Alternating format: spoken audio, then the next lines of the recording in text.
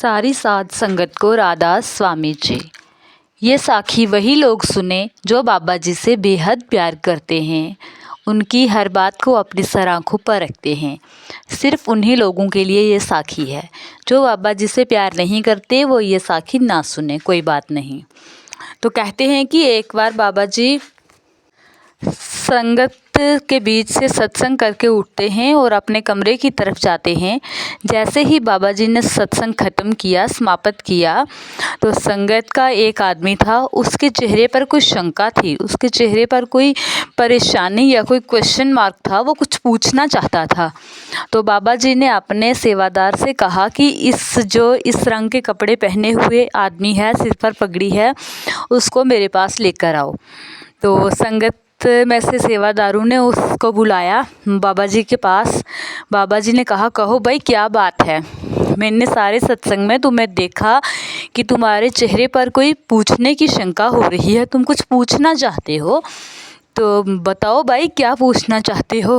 तो वो जो सत्संगी था वो बाबा जी के चरणों में गिर गया, कहने लगा, बाबा जी आप तो मेरे मन की बात को ही जान गए, इतनी बड़ी बात मैं तो आपको समझ ही नहीं पाया था। मैंने सोचा शायद मेरा प्रश्न है जो वो मेरा प्रश्न मेरे मन में ही रह जाएगा, मैं आपसे पूछ ही नहीं पाऊंगा। तो बाबा जी ने कहा, नहीं बेटा, मैं अपने बच्चों की सूरत देखकर पहचान जाता हूँ कि वो उनके मन में क्या चल रहा है, वो क्या पूछना चाहते हैं, क्या कहना चाहते हैं। तो तभी उन्होंने कहा, बाबा जी मेरे मन में एक प्रश्न उठता है, बड़ी ही मुझे परेशानी होती है उस प्रश्न से। मैं ये प्रश्न पूछना चाहता हूँ आपसे कि इस संसार में सबसे महंगा क्या है और सबसे सस्ता क्या है, सबसे सच बात क्या है और सबसे बड़ी झूठ बात क्या है। बस मेरे मन में यही रहता है। बाबा जी ने पूछा, बेटा सही क्या है और गलत क्या है, ये जानना चाहते हो या दुनिया का सबसे बड़ा सच जानना चाहते हो और सबसे बड़ा झूठ, इन दोनों में से एक बात पहले पूछो। तो सत्संगी ने कहा, बाबा जी आज के लिए आप मुझे सिर्फ इतना ही बताएं कि सबसे बड़ा सच क्या है इस संसार में और सबसे बड़ा झूठ क्या है। तो बाबा जी कहने लगे, ठीक है, तुम आज 2-3 दिन यहीं रुको तो तुम्हें खुद इस सवाल का जवाब मिल जाएगा, तुम्हें खुद से मिलेगा, तुम खुद से इस प्रश्न का उत्तर पाओगे। तो सत्संगी कहने लगा, भाई बाबा जी ने कहा है, रहना तो पड़ेगा। पहली बार बाबा जी ने कोई बात बोली है तो वो रह जाता है वहीं पे। एक दिन रहता है तो दूसरे दिन सुबह होती है, नहा धोकर वो अपना भजन सिमरन करने के बाद बाबा जी के चरण छूने के लिए जाता है। बाबा जी को प्रणाम करके कहता है, बाबा जी मेहर करो। तो बाबा जी कहते हैं, आज तू मेरा एक छोटा सा काम कर दे, ये जो मैं तुम्हें दे रहा हूँ पैसे 2 रुपये हैं, मैंने तुझे दिए हैं, ये ले जा, कॉइन हैं छुट्टे 2 रुपये के, ये ले जा और पूरे बाजार में सबसे पूछना कि सबसे बड़ा सच बताओ और सबसे बड़ा झूठ। तो अगर तुम्हें कोई बताएगा, देखते हैं क्या कहते हैं लोग तुमसे। निकल गया मार्केट की तरफ, जैसे ही बाजार में घूमा फिरा, 2 रुपये के छुट्टे हाथ में पकड़े हुए, कहने लगा, ये 2 रुपये हैं, हर दुकान पे जाता है, ये 2 रुपये हैं, कोई सबसे बड़ा सच बता दो 1 रुपये का, और 1 रुपये का बता दो सबसे बड़ा झूठ। तो सभी ने हंसी मजाक उड़ाई उसकी, कहने लगा, 2 रुपये लेकर चल रहा है तो ढूंढ रहा है सबसे बड़ा सच और सबसे बड़ा झूठ, कौन बताएगा भाई, हमें नहीं पता। कोई कहने लगा चोरी करना झूठ है, कोई कहने लगा निंदा करना झूठ है, कोई कहने लगा जीवन जीना सच है। बस ऐसे ही लोगों के सवाल जवाब। तो एक वहाँ पर आदमी खड़ा था, वो कुछ नहीं बोला, वो बस उसके पीछे पीछे चलता रहा। वो एक नामी सत्संगी था, माना हुआ, वो सत्संग हमेशा सुना करता था, गुरु जी की बातों को अपने ध्यान में रखता था, हमेशा ज्ञानवान था। तो वो उसके पीछे पीछे चल पड़ा, ऐसे ही देखते हैं इसको कोई सबसे बड़ा सच या सबसे बड़ा झूठ क्या बताता है। तो सभी ऐसे ही बता रहे थे, अंत में वो निराश होकर बैठ गया, कहने लगा, बाबा जी ने एक काम तो दिया था, वो भी हमसे नहीं हो पाया, 2 रुपये तो मेरे पास ही हैं अभी तक सुबह से, मेरे पास तो कुछ हुआ ही नहीं मेरे से, अब क्या करूं। बैठा चाय पीने एक चाय की दुकान पे। तो वो जो आदमी उसका पीछा कर रहा था वो भी आकर उसके पास बैठ जाता है और उससे पूछता है, भाई कहो क्या परेशानी है।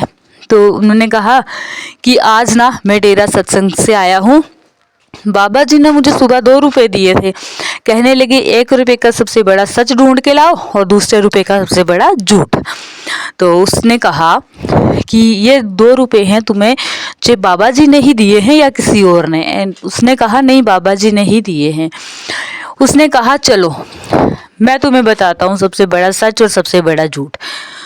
उसने अपने जेब से एक कागज की पर्ची निकाली, तो एक पर्ची पर उसके 2 टुकड़े कर दिए। एक पर्ची पर उसने लिखा सबसे बड़ा सच है कि कितना भी जीवन जी लो इसके बाद मृत्यु होनी ही है, और सबसे बड़ा झूठ है कि मृत्यु के बारे में ना सोचकर ये जो जीवन जीते हैं ना, हम सब कुछ सोचते हैं मेरा मेरा मेरा, हर चीज़ मेरी, घर मेरा, बंगला मेरा, गाड़ी मेरी, बच्चे मेरे, प्रॉपर्टी मेरी, धन दौलत, बैंक बैलेंस मेरा। तो उसने कहा सबसे बड़ा झूठ यही है, जीवन सबसे बड़ा झूठ है और मृत्यु सबसे बड़ा सच है। कागज पर लिख कर दे दिया और 2 रुपए ले लिए। जैसे ही वो आदमी शाम को सत्संग डेरा में पहुंचता है तो बाबा जी उसकी तरफ एक स्माइल वाली नज़र से देखते हैं। तो उनसे पूछते हैं क्या हुआ भाई, कुछ मिला क्या? तो उसने अपनी 2 पर्चियां जेब से निकाल कर दे दी बाबा जी को और कहा कि बाबा जी यही मिला है, देख लो काम की चीज़ है ये नहीं। तो बाबा जी ने निकाल कर देखा खोल कर और कहा कि यही तो सबसे बड़ा 1 रुपए का सच है और यही सबसे 1 रुपए का बड़ा झूठ है। बताओ, जीवन हम तो जीते हैं सभी, लेकिन इसके बाद मृत्यु होनी है, लेकिन हम भूल जाते हैं मृत्यु को। हम जीवन ही जीना शुरू कर देते हैं, दूसरों को परेशान करना, दूसरे हमें परेशान करते हैं। इस जीवन की सच्चाई यही है। तो जीवन जीना झूठ है और मृत्यु है जन्म से पहले ही। अगर किसी का जन्म होता ही नहीं, उससे पहले ही हमें पता है अगर किसी का जन्म होगा तो उसकी मृत्यु भी होनी है। तो अपने मृत्यु को जो ध्यान में रखते हैं और हमेशा ये सोचते हैं कि हमारे एज वाले, हमारी उम्र वाले, हमारे साथी कुछ चले गए हैं और कुछ ने चले जाना है, पता नहीं कब हमारी मृत्यु का बुलावा आ जाएगा और हमने भी चल पड़ना है। इसीलिए वो बुरे काम नहीं करते। जो अपनी मृत्यु को अपने ध्यान में रखते हैं, याद रखते हैं, वो कभी बुरे कर्मों की तरफ नहीं जाते हैं, क्योंकि उन्हें एहसास होता है कि मृत्यु सच है, कुछ भी साथ नहीं जाने वाला सिवाय अपने कर्मों के। तो इसीलिए आज हमने बाबा जी की साखी से ये समझा, ये हमारे ध्यान में आया, हमारे सोच में ये बात पकड़ में रहनी चाहिए, कभी छूटनी नहीं चाहिए कि मृत्यु सबकी होनी है, हमारी भी पता नहीं कब हो जाएगी। इसीलिए अच्छे कर्म करते रहो, बुरे कर्मों का त्याग करो। तो अंत में आपसे राधा स्वामी जी।